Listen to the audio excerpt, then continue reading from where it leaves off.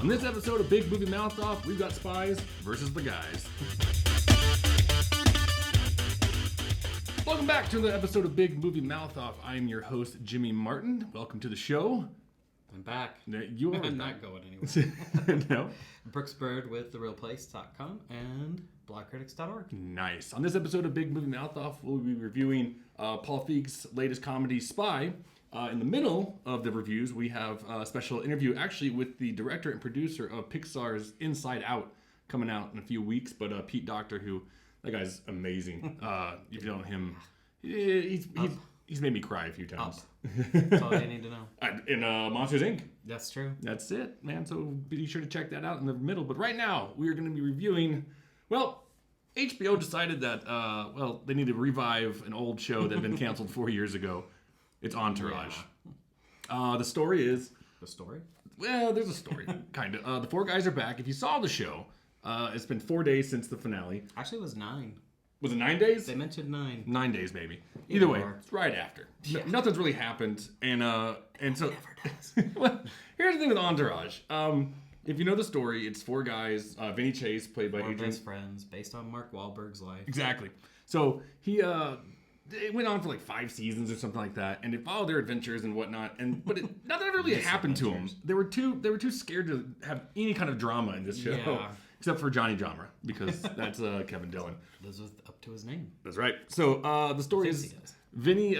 He's now wants to direct, and Ari, played by Jeremy Piven, is now the studio head, and he's like, all right, fine, just don't go over budget. And he goes like $20 million over budget, like you do.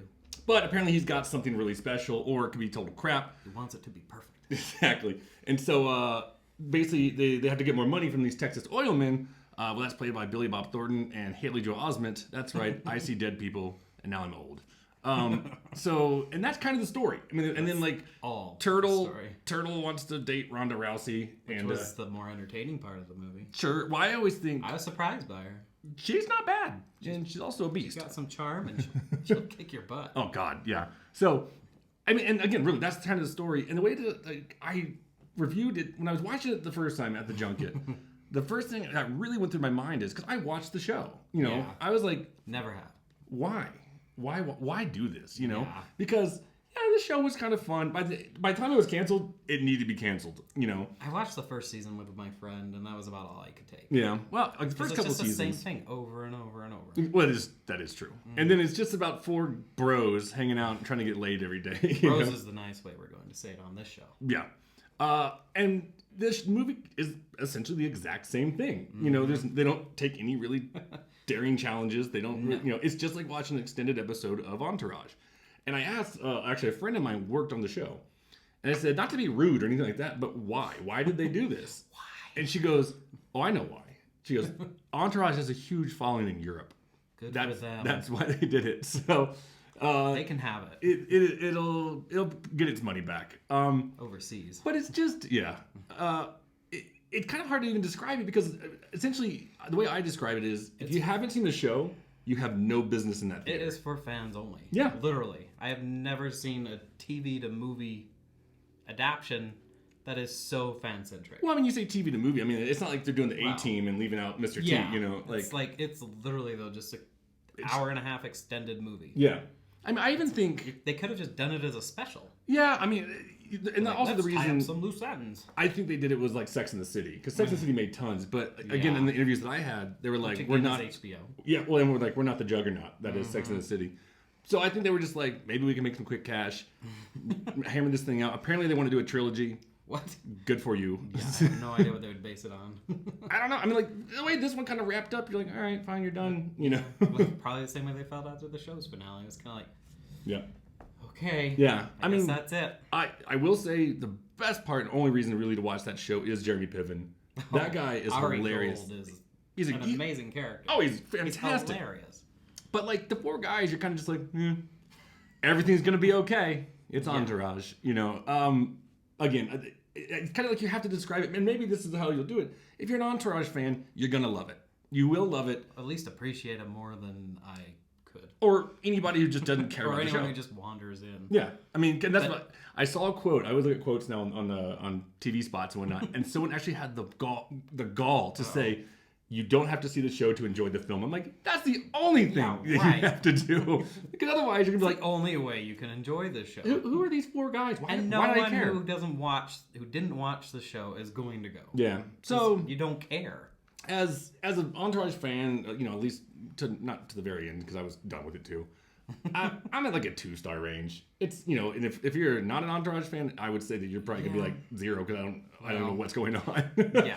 I mean, you'll be kind of left in the dust, and they tried to do a big previously type scenario. But They should have just started with previously on I know. Entourage and then just like kind of do 22 a clip. Jump Street. Yeah. I mean, it would have worked perfect in this. And this one, like they do a Pierce exactly what Morgan it is. special, and it's just Yeah. like, okay. And even like I was like, someone who had seen it was like, oh yeah, I guess. Okay, Touch he base on, did like, start a the tequila most company. minor things. So it It's is just what so it they is. could put Mark Cuban's picture up on the big screen or Oh, something. and just like the show, it's filled with cameos. Oh, like shameless. shameless cameos, which someone actually said. drive-by cameos. Yeah, the show's been out for 4 years, and what's funny, like I said, if it's 9 days, but like people are showing up that have in the timeline. Someone said it's the greatest time travel movie of all time because like the celebrities are showing up that were not celebrities 4 years ago, or like football players that like weren't on the team 4 years all ago. of a sudden they are. Now they're just there. So I'm gonna call it the best time travel movie. That's accidental time travel. So yeah, I'm at a 2-star range. See, I'd probably give it about a 2 as well, like even not as a fan, because it's not horrible, but you're never gonna really know what's going on. It's just you don't care. You don't care. I was done 4 years ago. Yeah. Like I was like, are people really clamoring for Entourage? Apparently Europe is. So Well, you can have it. take it. Take them. And we'll see if we'll get another one. We're done. So that'll do it for this episode of Big Movie, or not episode, that review. Stay tuned because in this episode you're going to see the Inside Out interview with the director and producer Pete Docter and Jonas Rivera, and then we're going to review Paul Feig's Spy. We'll see you then.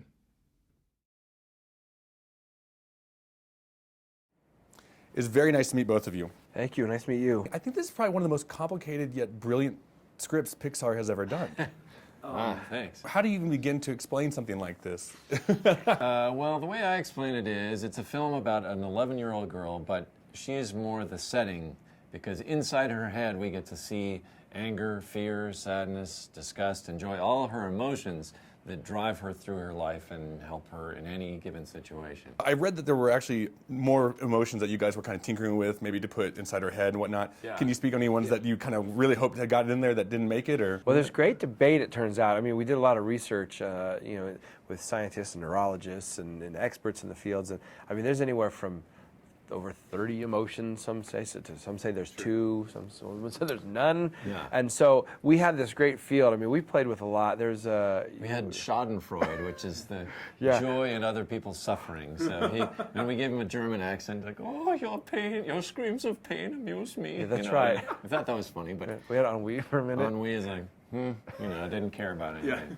So we had some funny stuff, but it ended up Pride being was in pretty there. crowded in there. Yeah. So we thinned it down just to make the most we could out of the soup. Really about clarity and humor and Yeah. everything. So This is the third time you got Monsters, Inc. Up, now you got Inside Out. What is your secret to your madness to make grown men cry in theaters? Because you've got me 3 times now. Oh, good. Thank you. I always take that as a compliment. I know some Yeah. people Oh, are it sort totally of is. pissed at me, but I get to work with a great crew of people, and I just try to make something that affects me, I guess, and between Ronnie Del Carmen is our co-director, and Kevin Nolting, the editor, I think those guys are crucial in that crafting of it. they are, I think, because I've worked with Pete so long, it's like all his movies start from a point of departure of some personal observation, some sort of simple truth, whether it's about growing old or fear as a parent, like on Monsters, or in this case, just this struggle of watching your kid grow up, and the fact that there's kind of nothing you can do about that. And that's you said it's a complex script, and it is, but it comes from a very simple observation, and we try to dramatize it in a way that makes sense. But that's my take on it. One of the things I love about Pixar films, or in any kind of Disney film for that matter, there's always Easter eggs in there. And can you confirm that there's some things that we should keep our eyes out for? Yeah, there's kind of the standard Pixar stuff of like in every film from Toy Story on, we've had the Pizza Planet truck, so that's in there. Yeah. It's not easy to spot. Of course, we have John Ratzenberger, who's not really an Easter egg. He's just kind of our lucky charm He's casting. in there, yeah. He's in there. Oh, I know. There's memories, right? There's all these millions of memories. If you look close at the memories on the shelves in the background, there's the hero ones that we have specific information right. in, but the background ones, you might notice a few scenes from Up in some of those memories. Yeah. Yeah. I think one of the most perfect castings of all time is Louis Black as Anger. If he had said no, we'd just be like, you know what, guys, we're done. We're done. Yeah, we'd have put it away. What did you see in the other actors that were, that kind of sparked your, like, this is who needs to be joy, this needs to be sadness? It was different for everybody, obviously. Sadness we were sort of struggling with writing-wise. We kind of approached her like she would come in crying all the time. Sure. And I think Jonas saw Phyllis. Yeah, Phyllis is in a movie called Bad Teacher where she played the character just completely hesitant and insecure. She couldn't even order lunch, and that felt kind of right. So we listened to her and thought, oh, she just fit. And that gave us a new angle on that character, and ultimately really worked for our story because she's actually the most advanced of all of the emotions. She's kind of realizing something needs to change way earlier than the rest of them. But because she's so wanting to please everybody, she's like, oh, I'm sorry, and so she, that was fun. That was a real key to that character. Yeah. And Mindy Kaling for Disgust was a fun one, just because we struggle with disgust as well, because it is an emotion, and we found this in the research. Disgust there's a reason you have disgust, and that's sort of prevent you from being poisoned, like eating the wrong food, but also socially, right, which felt right. And so Mindy, who's just amazingly funny and sharp, and can kind of play that eye-rolling, almost judgmental, way. She just fit the suit and just came in and was really quick to elevate that character. And then Bill could kind of play anything at any time, of course, and he's just so funny. Yeah. I read that you observed your daughter, and this is kind of where maybe the whole story sparked itself. Has she had a chance to see it, and has she given her review to you? She has. She watched it, and we finished after 5 years of work, and said, "Hey, what'd you think?" She's like, "Good movie, Dad." Right, yeah. She liked it. She's on to the next thing. Yeah. There's been a few directors from Pixar, Brad Bird, who kind of started all with animation and then jumped to the live action. Have you thought about jumping onto the live action boat and trying something else? Yeah, I've thought about it along the way. I mean, I have a couple ideas that would probably be better suited for live action, but for now, I feel like we've got a good thing going at Pixar. Sure. And I'm also I continue to just be fascinated by animation as a medium. So. Yeah. It feels like this film might be more geared towards adults, and the parents are going to get this a little bit more. I see kids watching it going, "Mommy and Daddy, why are you crying?" and they're not. They'll love the characters and the vibrant colors, but we did show it for kids, and we were amazed how quickly they got it. They were like, even 5-year-olds were able to explain the story almost better than we were. They totally understood everything, and they see. What I love about the films we get to do is that people, depending on where you're coming from, see different things in it. So the kids love all the bright colors and the humor and the slapstick, and the adults see kind of different things that the kids don't really resonate. Yeah, I hope kids see it now and just enjoy it for the fun of it, but then as they grow up, they see it very differently. I mean, that's how some of the movies I grew up with are. You see, if you watch Bambi now, it's a very different experience than when you were 6. Sure, absolutely. Cool. Absolutely. It was a pleasure meeting both of you. Thank you so much. Our pleasure. Thank you. See you guys. Welcome back to Big Movie Mouth Off. I could probably say it. Go see Inside Out. Oh man, you should go see that because I'm really excited. Pete Docter, man, you saw it in the interview. Dude's made me cry 3 times in the theater. Yeah, 3 times with Monsters Inc., Up, and now Inside Out. Twice for me. I'm counting on that third cry. You're gonna cry. You're gonna do it. So now we're gonna review kind of shifting tones from a Pixar film. Paul Feig. First of all, I'm Jeff Counts. Oh yeah. I'm not Brooks Bird. Introduce yourself again. All right. Welcome to the show. Thank you. So, Paul Feig has directed. He did Bridesmaids. Yeah. He did The Heat, and now he's coming at us with Spy, starring Melissa McCarthy. Basically, the story is that she is Jude Law's, I'd say, the voice in his ear. Yeah. He's a spy. He's basically your James Bond. Sort of his tech support. Exactly. 2 guys come down the hallway, duck. 3 behind you, move in. So tactical support. Yeah. You know, if he gets in a jam, she sends an airstrike. Yeah. That kind of thing. Well, something happens, you know, he dies. And so she is called into the field. That is something. That is something. So she's called into the field to go find, because all the agents that are still alive have been compromised. Right. So she is called in because nobody knows who she is. She doesn't look like a spy, and they keep giving her the greatest alter egos. Yeah. With cat pictures on her shirts and terrible perm wigs. All of her undercover characters are just out of an SNL skit. They're pitiful. Pitiful. Like traveling with like 20 bottles of stool softener and stuff. So yeah, that kind of story. She goes on. She basically has to track down Rose Byrne. Right. And then always on her tail is one of the agents who doesn't want to be kicked off the project. That's Jason Statham, who is a veteran who apparently has done every stunt.